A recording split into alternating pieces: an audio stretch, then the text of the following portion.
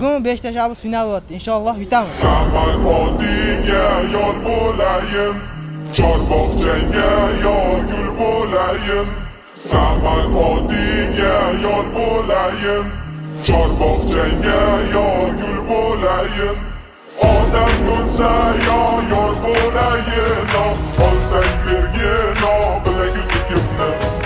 Odam ko'nsa yor bo'layin, olsang bergin bilagi sikimni.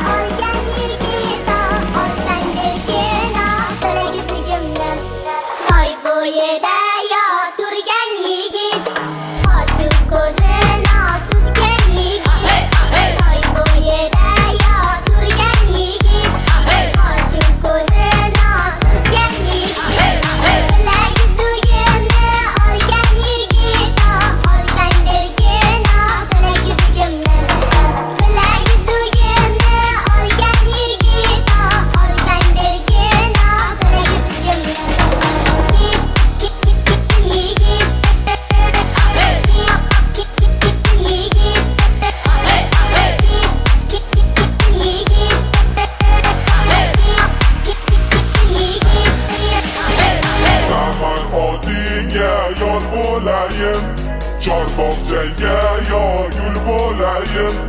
Saman otingga yor bo'layin, Chorbog'changga yor gul bo'layin. Odam ko'nsa yor bo'layin, olsang bergin bilagi sikimni. Odam ko'nsa yor bo'layin, olsang bergin bilagi sikimni.